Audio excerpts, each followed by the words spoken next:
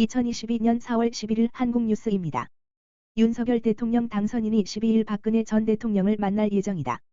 윤 당선인은 10일 서울 종로구 통이동 인수위 사무실을 나서며 기자들과 만나 박 전 대통령과의 만남에 대해 화요일 12일 오후에 일정이 잡힌 것 같다고 말했다. 윤 당선인 측에 따르면 두 사람은 12일 오후 박 전 대통령 대구 사저에서 만날 계획이다. 윤 당선인은 이번 주부터 대구 경북을 시작으로 전국 각지 순회에 나설 예정이라고 밝힌 바 있다. 윤 당선인은 박 전 대통령을 예방한 자리에서 5월 10일 국회에서 열릴 예정인 대통령 취임식에 박 전 대통령이 참석해 줄 것을 직접 요청할 것이란 관측도 나온다. 2016년 국정농단 사건 당시 특검 수사팀장을 맡고 문재인 정부 들어서 서울중앙지검장에 임명돼 적폐청산 수사를 진두지휘했던 윤 당선인과 박 전 대통령의 첫 만남이 악연 아닌 악연을 해소하는 계기가 될지 주목된다. 6월 지방선거 대구시장 여론조사에서 국민의힘 홍준표 국회의원이 선두를 달리는 것으로 나타났다. 1위 홍준표, 2위 유영하, 3위 김재원. 대구 경북기자협회가 실시한 6월 지방선거 여론조사에서 국민의힘 홍준표 국회의원이 대구시장 예비후보 가운데 가장 높은 지지도를 기록했다. 대구 경북기자협회가 미디어 리얼리서치 코리아에 의뢰해 실시한 대구시장 후보 지지도 조사에서 응답자의 31.9%가 홍 의원에게 투표하겠다고 답했다. 홍 의원에 대한 지지는 30대에서 43.3%로 가장 높았고 이어 10대에서 20대가 39.7%로 뒤를 이었다. 2, 3위도 모두 국민의힘 예비후보들이 차지했다. 2위는 박근혜 전 대통령의 측근인 유영하 변호사로 지지도는 21.7%로 나타났다. 국민의힘 김재원 전 최고위원은 유 변호사에게 밀려 3위를 기록했다. 지지도는 15.1%로 1위 홍 의원에게 2배 이상 뒤졌다. 후보 선택의 최우선 기준을 묻자 응답자의 41.6%가 공약과 정책이라고 답했다. 이어 경력과 학력 19.7%, 소속 정당 12.5%, 당선 가능성 9% 순으로 나타났다. 현재 지지하는 인물을 투표일까지 계속 지지할 것인지에 대해서는 응답자의 절반 이상이 계속 지지 의사를 밝혔다. 응답자의 63.7%가 계속 지지하겠다고 했고 바꿀 수도 있다고 답한 응답자는 25.4%였다. 대구 경북기자협회가 실시한 6월 지방선거 여론조사에서 대구시장 예측 당선자를 묻는 질문에 국민의힘 홍준표 국회의원이 가장 높은 응답률을 기록했다. 당선 가능성을 묻는 질문에서도 응답자의 37.9%가 국민의힘 홍준표 국회의원의 당선을 예측해 가장 높은 응답률을 기록했다. 이어 유영하 변호사 22.1%, 김재원 전 최고위원 17%로 지지도 순위와 일치했다. 유영하 변호사와 김재원 최고위원 간의 단일화 협상이 이루어지고 만일 유영하 변호사로 단일화될 경우 대구시장 선거는 박근혜 대통령을 출당시킨 배신의 아이콘 홍준표 의원과 박근혜 대통령을 5년간 옥바라지한 유영하 변호사 사이의 접전이 예상된다. 이번 대구시장 선거에서 유영하 변호사가 당선되면 박근혜 대통령의 정치적 영향력이 급부상될 것으로 전망되며 한편 배신의 아이콘으로 낙인 찍힌 홍준표 의원도 이준석, 유승민과 함께 정치판에서 영원히 퇴출될 것으로 보인다. 정경심 전 동양대 교수가 딸 조민이 고졸로 전락한 뉴스를 접하고 이에 쇼크를 받아 감옥에서 쓰러졌다. 정경심 전 동양대학 교수는 딸 조민의 부산대 의학전문대학원과 고려대 환경생태공학부 입학 취소 결정이 나온 이후 건강에 문제가 생겨 전날 외부 병원으로 이송됐다. 정경심 전 동양대 교수는 이송 후 정밀검사를 받고 현재 결과를 기다리고 있는 것으로 전해졌는데 1차 진단에서는 뇌출혈 의심 판정이 나온 것으로 알려졌다. 정경심 전 동양대 교수는 지난해 12월 구치소에서 쓰러져 병원에 입원한 바 있다. 그는 재판 과정에서 여러 번 건강 문제를 이유로 보석을 신청했으나 재판부는 이를 받아들이지 않았다. 정경심 전 동양대 교수는 자녀 입시 비리와 사모펀드 관련 자본시장법 위반 등 혐의로 기소되었으며 지난 1월 대법원에서 징역 4년의 실형을 확정받아 교도소에서 복역 중이다. 한편 부산대는 지난 5일 전 법무부 장관의 딸 조민양의 2015학년도 의학전문대학원에 입학을 취소하기로 했다고 밝혔다. 고려대는 지난 2월 입학 취소 결과를 조민양에게 통보했다는 사실을 7일 공개했다. 보건복지부도 조민양의 의사면허 취소 절차에 들어갈 예정이다. 이에 조민 측은 고려대의 입학 취소 결정에 대해 무효 확인 소송을 제기했다. 부산대 의학전문대학원의 입학 취소 결정에 대해서도 취소를 구하는 본안 소송을 내고 집행정지를 신청했다. 보험금을 노리고 남편을 살해한 혐의로 공개 수배된 가평 계곡 살인 피의자 이은혜 씨가 숨진 남편 윤모 씨 가족 카드로 이른바 카드깡을 해 돈을 빼돌린 것으로 전해졌다. 9일 수사당국에 따르면 이 씨는 2019년 6월 경기 가평군 용소계곡에서 윤 씨를 살해하기 3개월 전인 그해 3월 충남의 한 주유소에서 윤 씨 가족 명의 신용카드로 500여만 원을 결제했다. 이어 주유소의 수수료 격으로 일정액을 떼어주고 나머지를 현금으로 돌려받았다. 대금 결제는 카드 명의자인 윤 씨 가족의 몫이 됐다. 속칭 카드깡 범죄를 저지른 셈이다. 경찰 수사 결과 이 씨가 이처럼 윤 씨 가족으로부터 빼돌린 돈은 2천만 원 이상인 것으로 알려졌다. 수사당국은 윤 씨가 이 씨로부터 가스라이팅인 심리 조작 지배를 당하고 있는 상태에서 이 씨가 윤 씨에게 말해 가족들에게 돈 요구와 거짓말을 시킨 것으로 보고 있다. 이 밖에도 윤 씨 계좌에서 이 씨, 함께 공개 수배된 공범 조현수 씨 등에게 송금된 돈이 모두 2억 원이 넘는 걸로 알려졌다. 윤 씨의 계좌에서는 이은혜의 교통범칙금과 주차 위반 과태료도 빠져나가기도 했다. 이 씨 등에게 돈을 뜯기면서 대기업 소속 연구원이었던 남편 윤 씨는 이 씨와 혼인한 지 1년여 만에 개인회생을 신청하는 등 극도의 궁핍함에 시달렸던 것으로 전해진다. 한편 이은혜와 그의 내연남이자 공범 조현수는 2019년 6월 윤 씨와 함께 가평 용소 계곡을 찾았다가 수영을 못하는 윤 씨에게 다이빙을 하도록 유도한 뒤 구조하지 않아 숨지게 한 혐의를 받는다. 이은혜와 조현수는 2019년 2월에도 강원도 양양군 한 펜션에서 윤 씨에게 보거피 등을 섞은 음식을 먹여 살해하려고 했으나 독성이 치사량에 못 미쳐 미수에 그쳤다. 또 3개월 뒤 경기도 용인시 한 낚시터에서 윤 씨를 물에 빠뜨려 살해하려다가 잠에서 깬 지인에게 발각되기도 했다. 국민의힘 권성동 신임 원내대표는 10일 더불어민주당이 추진 중인 검수완박 즉 검찰로부터 수사권을 완전 박탈하는 것에 대해 만행이자 천인공노할 범죄라고 강력 비판했다. 권 원내대표는 이날 국회 원내대표실에서 진행한 뉴스 인터뷰에서 민주당이 문재인 대통령을 비롯한 문재인 정부의 실권자들, 각종 비리 의혹을 받는 이재명 전 대선 후보와 부인 김혜경 씨의 범죄 행위를 막기 위해 검찰 수사권을 완전히 박탈하겠다는 것 아닌가? 검찰을 무용지물로 만들겠다는 것이라며 이같이 말했다. 권성동 원내대표는 특정인과 특정 집단을 위해서 소위 말하는 검찰 수사권 박탈을 하는 게 과연 국민의 동의를 받겠나? 이런 법안은 결코 국민 동의와 지지를 못 받을 것이고 국민 저항에 직면할 것이라며 아무리 과거에 여당이 무소불위 권한을 행사했다 하더라도 이런 식으로 이재명 전 후보와 문재인 대통령 측근들을 보호하기 위해 이런 식의 만행을 저지른 적이 없다며 이걸 만약에 그대로 진행한다면 만행이라고 비판했다. 이어 검찰 수사권이 박탈되면 그쪽 집단은 박수치고 환영할 것이다. 권성동 국민의힘 원내대표는 저지 보관이 있는지에 대한 질문에 이번 국회에서 지난 2년간 보셨다시피 민주당이 밀어붙이면 법적으로는 어떻게 막을 방법이 없다. 그냥 속수무책 당하는 수밖에 없다며 민주당에 양식 있고 양심 있는 의원들이 이건 너무한 거 아니냐. 이렇게 나가면 민주당이 자살골을 터뜨리는 것이라고 하면서 반대하길 정말 간절히 기도하고 있다고 말했다. 권 원내대표는 또 여야가 대립 중인 대장동 특검에 대해서는 민주당은 이 정권 내에서 자신들이 원하는 특검을 세우겠다는 것이고 우리는 이재명 후보에 관한 특검인데 어떻게 민주당이 특검을 선정하려고 하느냐는 것인데 그런 부분이 해소가 안 되고 있다며 민주당이 주장하는 식의 특검은 어렵다고 잘라 말했다. 그는 우리가 과거 최순실 박근혜 특검을 할 때 민주당이 추천하는 검사를 특검으로 임명했다.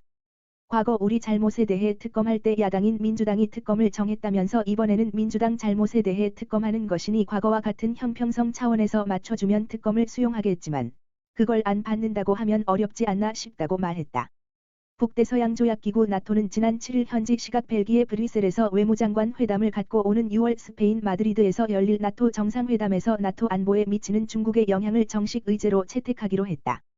지난달 31일 2021 나토 연례 보고서에서 중국의 야심과 공세적 행동이 냉전 이후 서방이 구축해온 규칙 기반의 세계 질서와 안보 영역에 체계적 도전을 가하고 있다는 평가를 내놓은 지 일주일 만이다.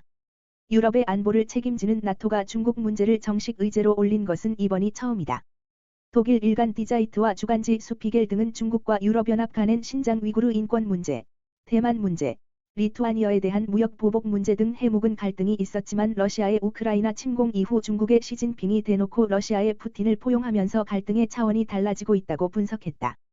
러시아가 유럽에 가하는 안보 위협을 뻔히 알면서도 러시아를 지원함으로써 유럽의 사실상의 적대적 행위를 하고 있다는 것이다.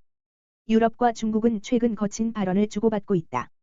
옌스 스톨텐베르그 나토 사무총장은 지난달 23일 중국이 노골적 거짓말과 허위 정보 확산 등으로 러시아에 정치적 지원을 제공하고 있다고 말했다. 우르줄라 폰데어라이엔 EU 집행위원장은 지난 1일 시진핑과 화상으로 만난 제23차 중국과 EU 정상회의에서 러시아 제재를 지원하지 않겠다면 최소한 방해하지 말라며 중국의 시진핑에게 직격탄을 날렸다. 호세프 보렐 EU 외교위원장은 유럽연합이 무슨 얘기를 해도 시진핑은 별 반응을 보이지 않고 하고 싶은 말만 했다며 중국과 EU가 서로 다른 가치관을 갖고 있다고 말했다. 중국 외교부는 이에 대해 EU가 부적절한 발언을 일삼고 있다고 반발했다. 중국 외교부는 지난달 30일 중국은 역사의 오른편에 서 있으며 중국에 대한 비난은 스스로 무너질 것이라고 했다. 왕이 중국 외교부장은 서방의 러시아 제재는 일방적이고 불법적이라며 비판하기도 했다. 미국 정치 전문 매체 폴리티코는 러시아를 두둔하는 중국의 행태가 유럽과 중국 관계에 공포를 불어넣었다며 유럽 국가들은 이제 중국을 냉전 후 질서와 안보 구조에 대한 도전자로 인식하고 있다고 분석했다. 양측 갈등이 경제 분야로 확산할 가능성도 커지고 있다. 폴리티코는 EU 고위 인사를 인용해 중국의 러시아 지원이 확인되면 EU가 중국의 무역 제재를 부과할 수 있다고 말했다. 중국과 경제 전쟁을 벌일 수도 있다는 것이다. 중국에 대한 경제적 의존이 유럽의 아킬레스건이 될 수 있다는 위기감도 커지고 있다.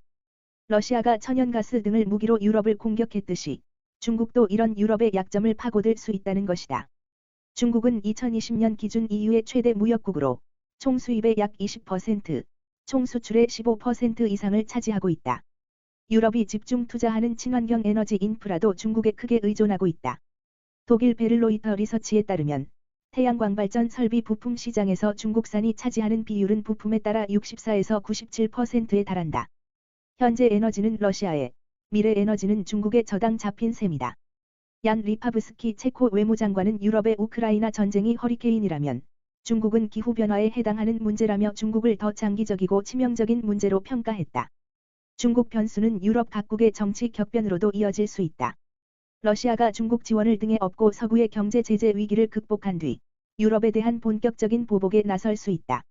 이럴 경우 유럽의 에너지 가격은 폭등하고 각국의 집권 세력이 흔들릴 수 있다. 프랑스 일간 르피가로는 지난해보다 연료 가격이 20에서 30% 급등하면서 마크롱 대통령의 지지도가 큰 타격을 받았다며 추가적 에너지 공급 불안은 프랑스뿐 아니라 유럽 각국에 연쇄적으로 정치적 불안을 가져올 공산이 크다고 전망했다. 이것은 유럽 각국의 정권 교체로 이어져 반푸틴으로 뭉친 유럽의 공동 대응 전선이 깨질 수 있다는 우려를 낳고 있다. 미국의 기준금리 인상에 따른 후폭풍으로 한국 경제에도 상당한 악영향이 있을 것이란 분석이 제기됐다. 다음 달 미국의 빅스텝 한 번에 0.5%포인트 인상에 대비해 선제적 기업 대출 완화 등 대책 마련이 시급하다는 지적이다. 한국무역협회 국제무역통상연구원이 11일 발표한 미국 금리 인상이 우리 수출에 미치는 영향 보고서에 따르면 미국의 본격적인 금리 인상이 신흥국의 경제와 수입 수요를 둔화시켜 우리나라의 신흥국 수출에도 부정적 영향을 미칠 것으로 분석됐다. 보고서는 2013년 최대 48.1%에 달했던 신흥국 수출 비중은 2015년 미국의 금리 인상 이후 2017년 44.5%까지 감소했고, 미국의 금리 인상을 앞둔 지난 2월에도 작년 12월 대비 1.5%포인트 감소했다고 밝혔다. 미국의 금리 인상이 신흥국의 자본 유출과 경기 둔화로 이어지면서 신흥국의 수입 수요가 상대적으로 감소했기 때문인 것으로 분석된다. 올해 본격적인 미국의 금리 인상을 앞두고 수출 기업들의 유동성도 빠르게 악화되고 있다. 국내 중소기업 대출금리는 과거 미국의 금리 인상기인 2016년 7월에서 2018년 10월까지 30개월 동안 0.5%포인트 인상에 그쳤으나 최근에는 2021년 5월부터 올 2월까지 10개월 동안 0.8%포인트나 상승했다. 보고서는 미국의 금리 인상이 원달러 환율 상승으로 이어져 달러 결제 수입 비용을 증가시켜 수출 채산성이 악화될 수 있다고 지적했다. 올해 원달러 환율이 1200원을 돌파하면서 원화 기준 원자재 수입 부담이 증가하고 있기 때문이다. 전체 수입에서 1차 산품과 중간재 수입 비중이 73%에 달하기 때문에 최근 국제 원자재 가격 급등 현상은 환율 상승과 함께 원자재 수입 부담을 배가시키는 요인으로 지적됐다. 다만 미국의 금리 인상을 계기로 엔화 약세가 가시화되고 있지만 우리 수출에 대한 영향은 제한적일 것으로 분석했다. 일본 정부가 엔화 약세를 유도했던 기간인 2012년에서 2016년 중 일본의 수출 물량 증가율은 연간 1%포인트 미만에 불과했다는 이유에서다. 무역협회 홍지상 연구위원은 미국의 가파른 금리 인상에 대비해 선제적으로 기업 대출 완화 대책을 마련하고 해상운임 등 수출 기업의 부대 비용을 절감해 원가 경쟁력을 제고할 수 있는 다각적인 지원이 필요하다고 강조했다. 11일 금융감독원이 발표한 3월 외국인 증권 투자 동향에 따르면 외국인은 국내 상장 주식 4조 8,660억 원을 순매도하고 상장 채권 2,790억 원을 순투자해 총 4조 5,870억 원을 순회수했다. 주식은 3개월 연속 순매도, 채권은 지난해 1월 이후 순투자 기조를 유지한 것이다. 지난달 말 기준 외국인은 상장 주식 725조 2천억 원을 보유했으며 시가총액 비중은 27.1%까지 떨어졌다. 외국인은 특히 유가증권 시장에서 4조 9,930억 원 상당의 주식을 순매도했다. 반면 코스닥 시장에선 1270억 원 순매수를 기록했다. 유럽 지역의 순매도 규모가 4조 원에 달했고 미주 지역도 1000억 원가량 순매도했다. 영국과 캐나다가 각각 1조 7천억 원과 1조 3천억 원 규모로 순매도했다. 미국은 1조 2천억 원 상당 순매수를 기록했다. 보유 규모는 미국이 295조 4천억 원으로 외국인 전체 보유액의 40.7%를 차지했고 유럽 218조 6천억 원 30.1%과 아시아 102조 5천억 원 14.1%, 중동 24조 9천억 원 순이었다. 지난달 외국인은 상장채권 6조 3,390억 원을 순매수하고 6조 600억 원을 만기 상환해 총 2,790억 원을 순투자했다. 외국인 상장채권 보유액은 222조 5천억 원으로 전체 상장 잔액의 9.7%를 차지했다. 외국인의 월말 보유 잔액은 지난해 1월 이후 역대 최고치를 매월 갈아치우고 있다. 국가별로는 중동과 미주 지역이 각각 2천억 원과 1,000억 원 순투자했고 유럽과 아시아는 5천억 원과 500억 원 규모로 순회수했다. 보유 규모는 아시아가 102조 원으로 외국인 전체의 45.8%에 달했다. 유럽은 68조 4천억 원, 30.7%, 이고 미주는 20조 6천억 원을 보유 중이다. 지난해 직장 휴폐업과 정리해고 등으로 어쩔 수 없이 일을 그만둔 퇴직자가 158만 명에 육박한다는 조사 결과가 나왔다. 또 단시간 취업자 수가 지난해 처음으로 200만 명을 돌파하는 등 고용의 질도 점점 악화하고 있는 것으로 나타났다. 전국경제인연합회는 최근 5년간 통계청 마이크로 데이터를 분석한 결과 비자발적 퇴직자 수가 2016년 125만 8천 명에서 지난해 157만 7천 명으로 25.4% 늘었다고 11일 밝혔다. 비자발적 퇴직자란 휴폐업과 명예조기 퇴직, 정리해고 등으로 실직 상태인 사람을 일컫는 말로 해당 연도에 퇴직해 조사 시점까지 실직 상태일 때 통계에 포함된다. 특히 지난해 비자발적 퇴직자 비중은 전체 퇴직자의 47.8%에 달했다. 퇴직자의 절반은 원치 않는데도 회사를 그만뒀다는 의미다. 장시간 취업자는 줄고 단시간 취업자가 느는 등 고용의 질도 최근 5년 새 크게 악화했다.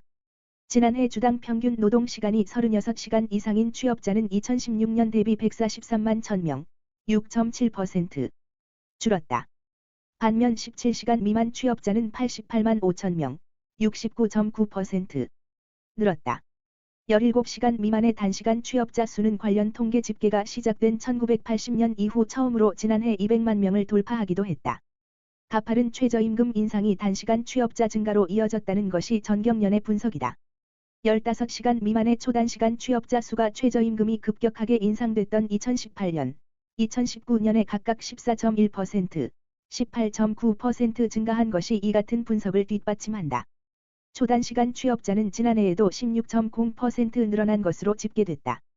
전경련은 최저임금의 급격한 인상으로 주 15시간 이상 근무한 근로자에게 지급해야 하는 주휴수당을 피하기 위해 15시간 미만의 쪼개기 일자리가 확대됐다면서 한국의 초단시간 일자리는 선진국의 시간제 일자리와 성격이 다르다고 지적했다. 전경련은 우리나라 일자리의 중추로 꼽히는 제조업 취업자 수가 점점 줄어들고 있는 점을 가장 우려했다. 지난해 제조업 취업자 수는 2016년 대비 21만 6천 명, 4.7% 줄었다. 하지만 정부 공공일자리 사업 분야인 공공행정 국방 및 사회보장행정, 공공행정,과 보건업 및 사회복지 서비스업, 보건복지의 취업자 수는 81만 2천 명, 28.3% 늘었다. 대통령 선거에서 국민의힘 윤석열 후보가 당선되면서 한미 양국군에도 적잖은 변화가 생길 전망이다. 문재인 정부는 북한과의 대화를 우선시하며 한미동맹 차원의 군사훈련을 축소 내지 조정했는데 윤 당선인은 이를 비판하며 원상복구하겠다는 의지를 내비쳐왔다. 윤 당선인은 선거 과정에서 한미 간 전구급 연합연습, CPX,과 야외기동훈련, FTX,을 정상 시행하겠다고 공약했다. 윤 당선인은 공약집에서 동맹 자체의 필요와 판단에 따른 연합훈련 실시로 북핵 위협에 대한 확고한 억제력을 확보하고 확장 억제 효과를 극대화하겠다고 밝힌 바 있다. 군에서 연습은 작전 시행 절차 숙달을 위해 작전계획, 교리, 전장 환경 등을 고려해 최대한 실제와 같도록 실시하는 것이다.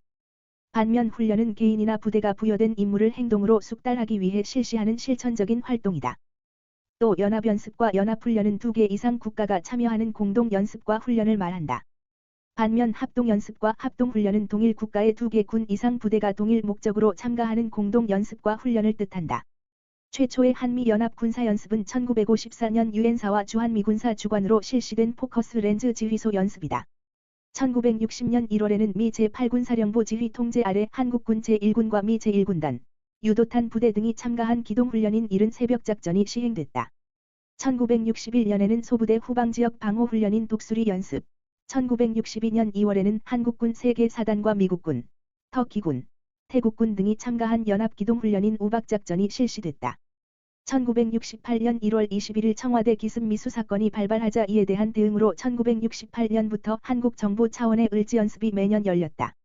1969년과 1971년에는 닉슨 미국 대통령 지시에 따라 주한미군 감축을 앞두고 훈련이 벌어졌다. 미국 증원 전력 전개 능력을 검증하고 대북 억제력을 강화하는 차원에서 포커스 레터너, 프리덤 볼트 한미연합 공수기동훈련이 열렸다. 이 훈련들은 미군 증원 병력을 한반도에 전개하는 훈련이라는 측면에서 한미연합 군사연습의 수준을 격상시켰다. 한미연합 군사연습은 1976년부터 매년 실시됐다.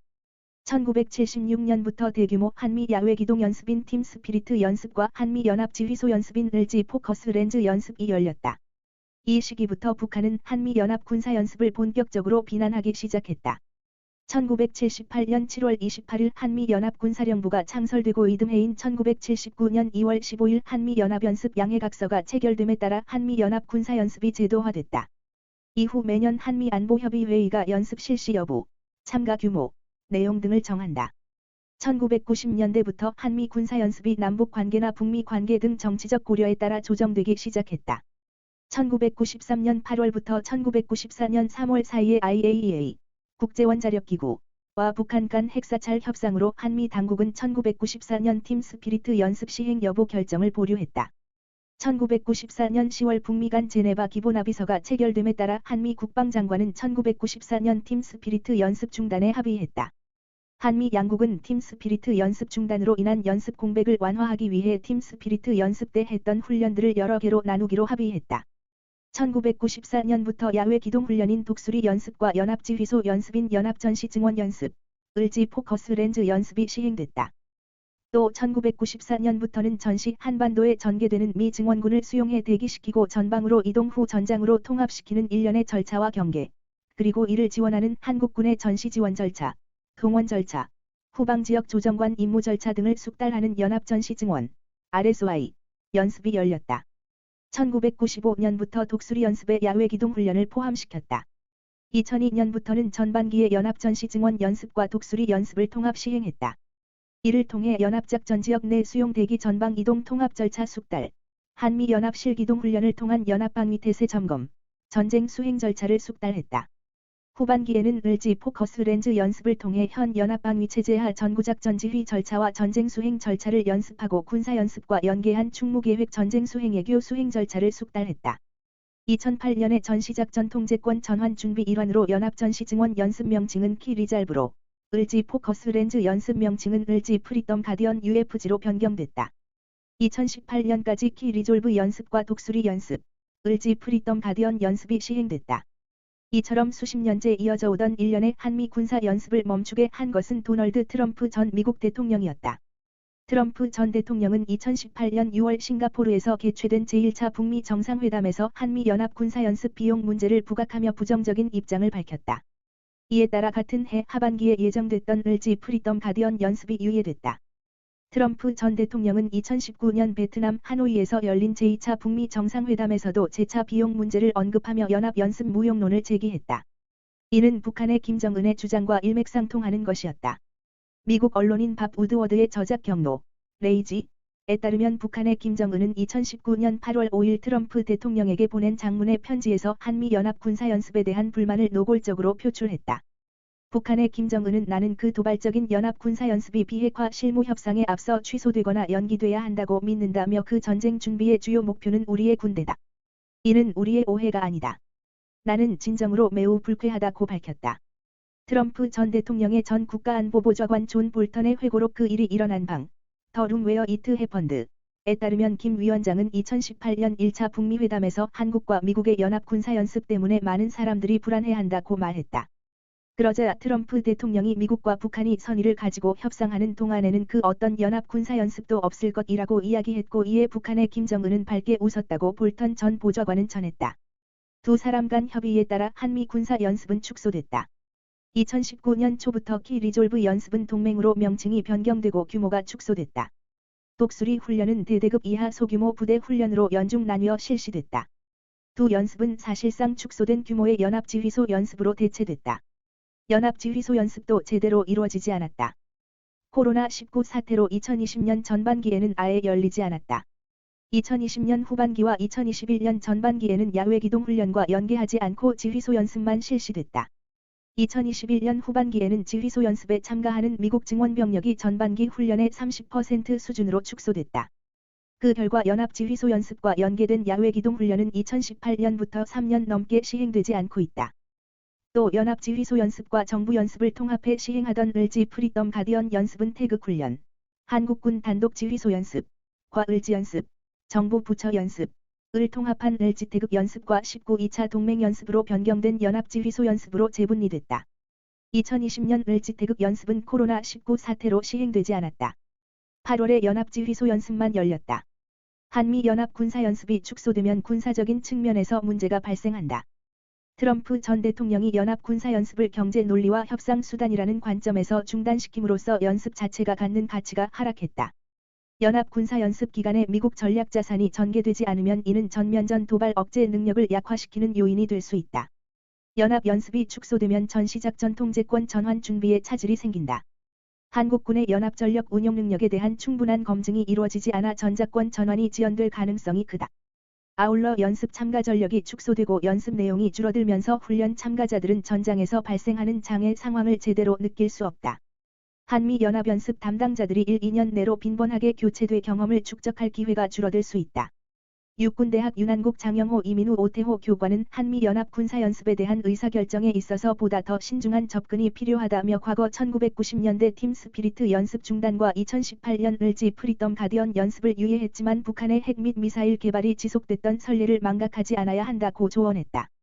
오늘도 시청해 주셔서 감사합니다. 구독과 좋아요 부탁드립니다.